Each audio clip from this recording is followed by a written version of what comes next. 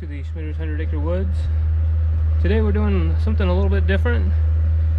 So we're not out at the 100 acres or at the normal homestead, the 6 acres.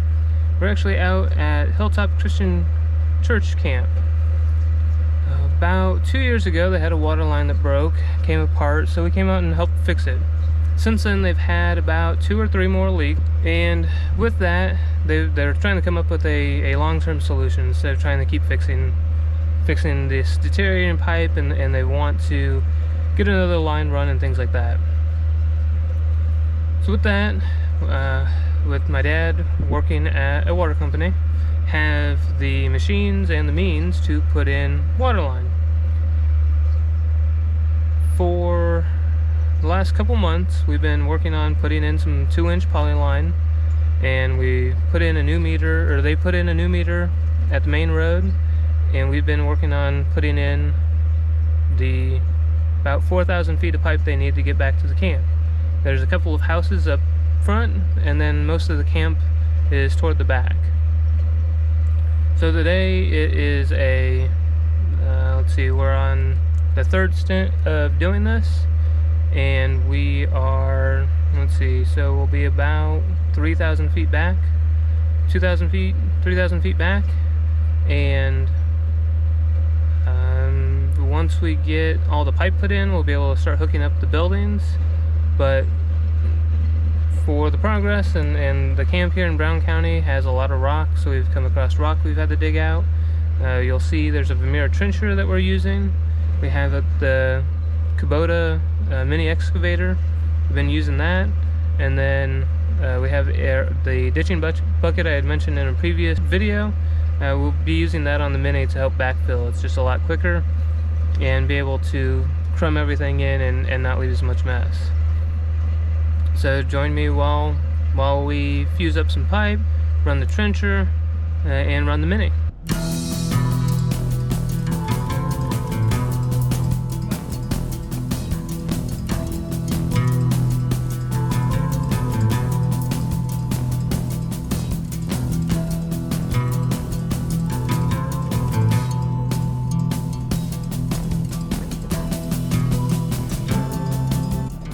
Here we are switching the 24-inch bucket for a 12-inch bucket. The nice thing about the 12-inch bucket is that it doesn't disturb as much soil as you dig next to utilities, so it doesn't create as much mess when trying to backfill.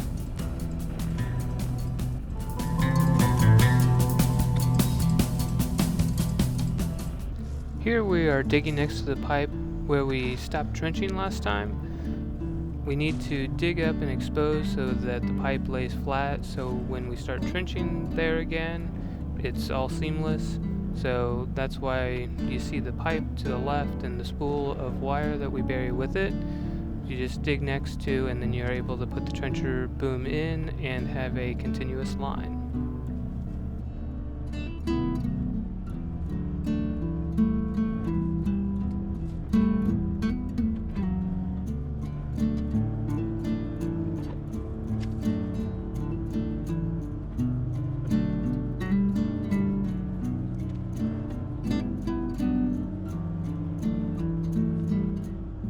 So at this point, we have identified about where the water line is that is already existing, and we need to find exactly where it goes into that cabin there.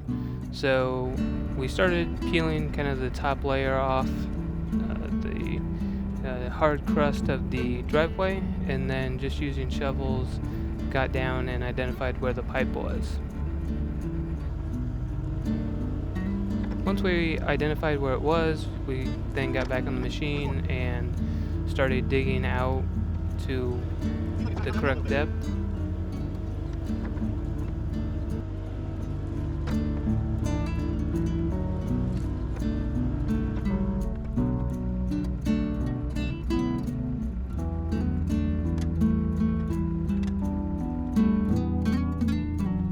And here's just a closer look of where that T is. You can see with this type of black pipe, there's hose clamps that are holding that T in. Here we've moved down the hill from that cabin. There was a valve in place that was buried, so we are getting that dug up to identify the water there.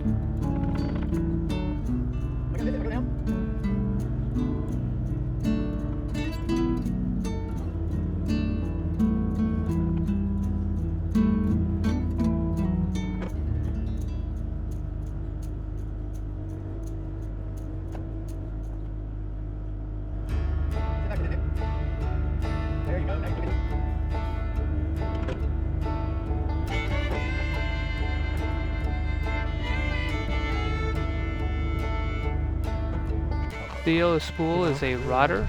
It has a metal core that you can hook a locator up to. Here you can see we're locating that water line out, so we stuffed that through where we found that valve. This only goes out for about 100 feet, so it's not a guarantee of past that where the water would be, but it helps us identify where it is in that 100 feet so that we try not to hit it.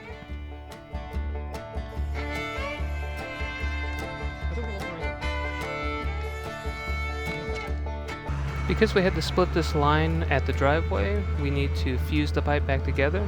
So here you see the on the right in the green is the fusion equipment, and you have to have an iron, so we get the iron plugged in so that it can be heating up. I go into exactly what I'm doing later in the video. So with the fusion you have to have everything lined up correctly. Here I'm getting it into the 4-in-1 machine so it can handle 4-inch to 1-inch pipe. This is 2-inch pipe that we're using here, polyethylene pipe. You get it in, clamp down, and it helps hold everything square whenever you face and put the iron in. So you put both ends in. Here I'm working on the one end and switch over to get the other end clamped in.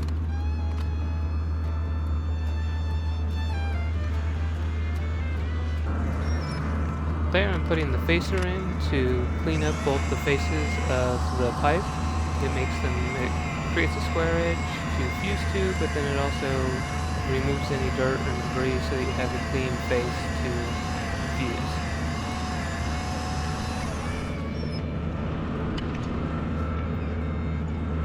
Basically you take that facer and you run the facer so that you have two clean faces to fuse together. And all you're doing is melting both ends of the pipe so that they then become one. Been doing waterline this way for 10 plus years and never leaked, never has any issues. Takes a little bit more time, you have to have a generator, things like that, but once you have it all put together, you can then just run it on the trencher.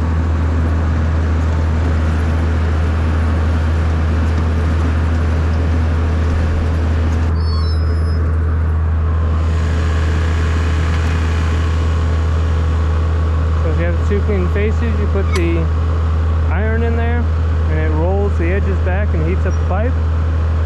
You just put a little bit of pressure on it so it keeps everything square.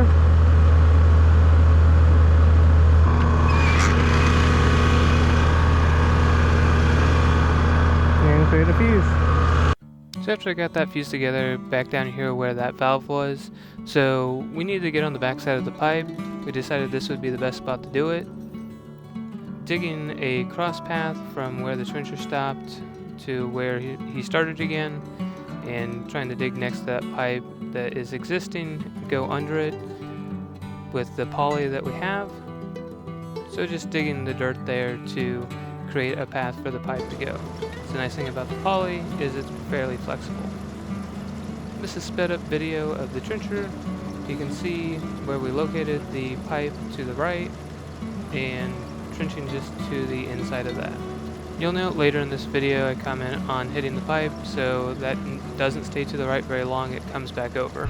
Didn't really get a whole lot of backfilling just because it's getting pretty late, so trying to just get stuff done and didn't take the time to record.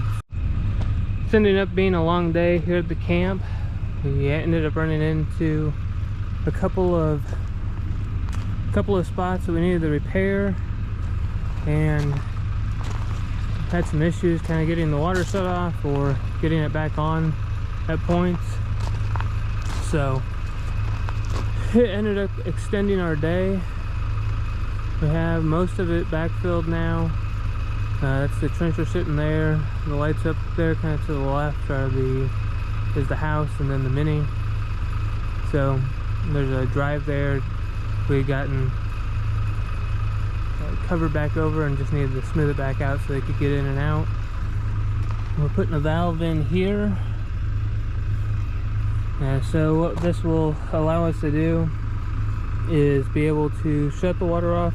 At this point, the water's coming from up the hill, so we can charge the line up to this point and get that house and then a house around the corner, get it hooked to this new line.